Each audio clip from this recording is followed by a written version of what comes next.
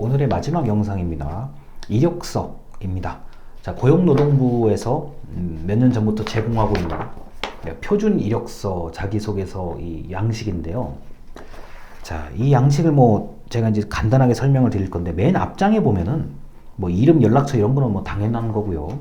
다만 그럴 일은 없으시겠지만 전자우편, 이메일 같은 경우는 좀 대소문자 그리고 틀린 글자가 있으면 안 됩니다. 그럼 보내보셔서 아시겠지만 반송되잖아요. 그래서 전자우편에 그 철자나 오자, 탈자가 있으면 안 된다는 거 말씀을 드리고요. 자, 주요 경력사항이나 자격증 특기사항 이런 것들은 나중에 이제 업데이트가 된 시점을 기준으로 다시 한번 살펴보셔야 되고요. 그리고 이제 이 자기소개 등 활동사항이라는 요 부분이 있는데요. 요 부분은 뒷장에 있는 내용을 전부 다 채워 넣었을 때 마지막으로 나를 요약하는 겁니다. 그냥 아무렇게나 자기소개를 쓰는 게 아니라 뒷장에 여러 가지 자세한 걸 쓸 것들이 많아요. 이거를 다 쓴 다음에 요약한다고 생각하시면 되겠습니다. 그래야 앞뒤가 맞아 들어가요. 그 다음 취업지원 대상자 여부, 자, 장애인 여부, 저소득층 여부인데 이거는 해당이 있으면 있는 거 없으면 없는 겁니다. 자, 그리고 지금 이 이력서의 양식은 블라인드 채용 양식이에요. 그러다 보니까 맨 밑에 이렇게 써 있습니다. 자, 해당 직종에 관련이 없는 본인의 외모 등등의 출신 지역, 가족의 이야기 등을 절대 쓰면 안 된다고 되어 있는 게 바로 블라인드 채용 이력서입니다. 그래서 이 양식을 그대로 쓰는 경우도 있고 변형해서 쓰는 경우들도 있습니다. 근데 저는 일단 정부에서 가장 이제 표준이라고 하는 걸 가지고 설명을 드릴게요. 자, 이 주요 경력사항을 보면은 이 근무 기간, 근무 월수 이런 것들을 좀 아주 정확하게 적어주셔야 되는 거고, 주요 업무 실적이라고 되어 있는데 이건 이제 내가 했던 활동 중에 대표적인 거. 예를 들어 저 같은 경우는 강의예요. 강의. 여러분 가르치고 있잖아요. 그럼 강의, 무슨 대학교, 강의, 이렇게 쓰는 거고요. 자, 그래서 이런 것들까지를 이제 보시면 되는데, 다만 이런 빈칸을 채울 때는 반드시 증빙 자료, 근거를 가지고 있는 것만 쓰셔야 됩니다. 예를 들어서 내가 월급을 받았다든가, 상장을 받았다든가, 자격증이 있다든가, 그런 근거 있는 것만 쓰셔야 됩니다. 자, 그리고 자격증은 여러 가지가 있을 수가 있는데, 자격증 같은 경우는 만약에 이 두 가지의 방법이 있어요. 나는 좀 다양한 자격증을 좀 필요로 한다가 있고, 보통 그러한 자격들은 이제 평생 동안 유지가 되는 것들이 있죠. 그리고 나는 내가 좋아하는, 내가 잘할 수 있는 특정 분야의 자격증을 좀 이렇게 깊이 있게 하겠다. 그거는 여러분의 선택입니다. 그래서 자격증은 아무리 못해도 여러분들이 기본적인 것들, 컴퓨터에 관련된 사무 문서 처리에 관련된 자격증 하나 이상은 있어야 된다고 저는 생각을 하는 사람이에요. 이런 게 있다는 거. 그리고 이제 뒷장에 보면은 취업 지원 대상자 여부, 장애인 여부, 저소득층 여부는 그냥 넘어갑니다. 그리고 이게 학력을 구분하지 않는 표준 이력서다 보니까 아마 대학원을 졸업하신 분들까지 염두를 한 이력서예요. 그러다 보니까 갑자기 연구 실적 나오는데 해당 사항이 없으면 당연히 안 써도 됩니다. 자, 그 다음에 연구 용역 실적인데요. 이거 마찬가지요. 아마 대학교를 졸업하신다고 하면은 연구 실적이나 연구 용역 실적은 쓸 수 있는 게 거의 없을 겁니다. 이런 건 상관없어요. 넘어가시면 되고요. 자, 그리고 마찬가지예요. 연구 실적의 제목, 특허 기술 개발 실적, 발표 실적 이런 것들이 있는데, 제가 지금까지 우리 취업에 의해 수업을 하면서 딱 한 명을 봤어요.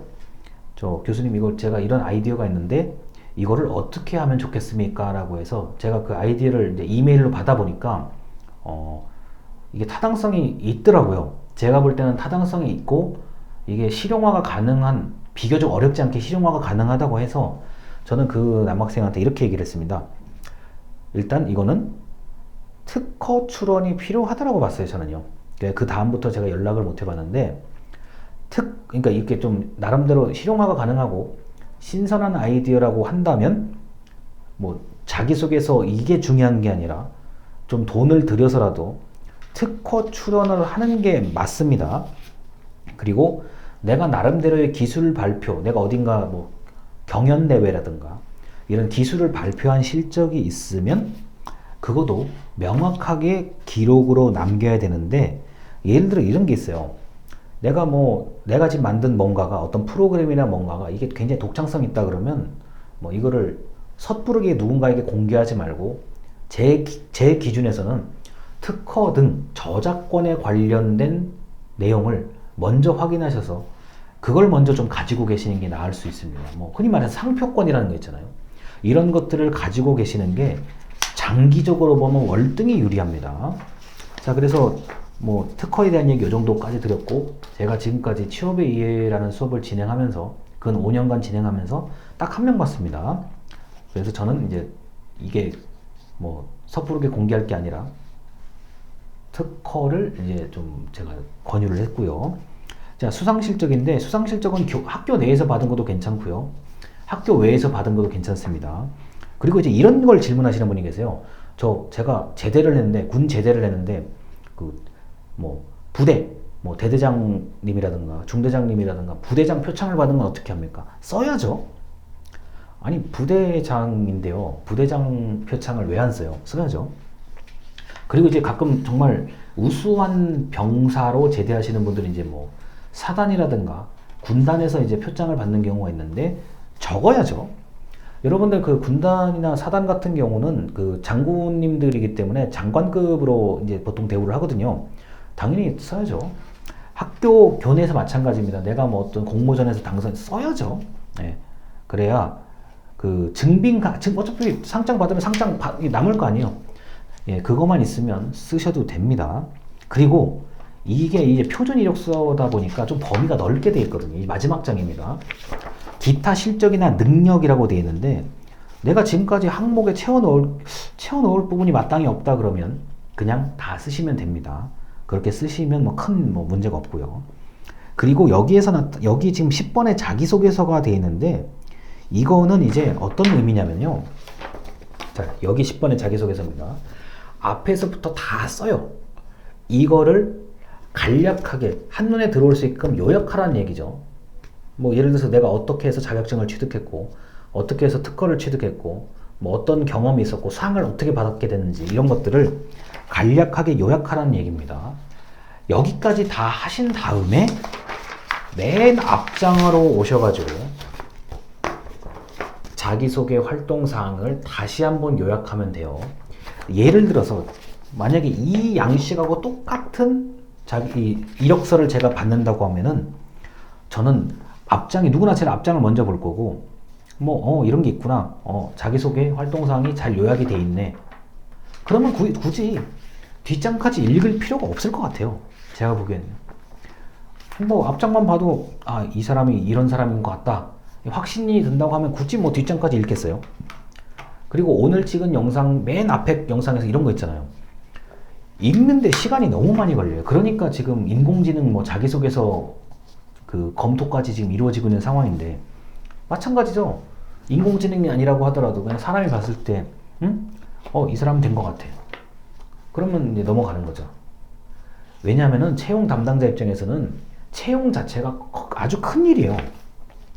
나중에 여기 이 영상을 보시는 분들께서 채용 담당자 입장에 대보면 제가 무슨 말 하는지 금방 아실 겁니다. 자, 일단 이력서에 대해서 표준 이력서를 가지고 여기까지 설명을 드렸습니다. 오늘 뭐 영상은 뭐 교재에 있는 얘기와 이력서에 대한 얘기인데, 여기까지로 제가 정리를 한 다음에 별도의 영상에서 이력서의 뭐 기본적인 요령을 다시 한번 말씀드리겠습니다. 감사합니다.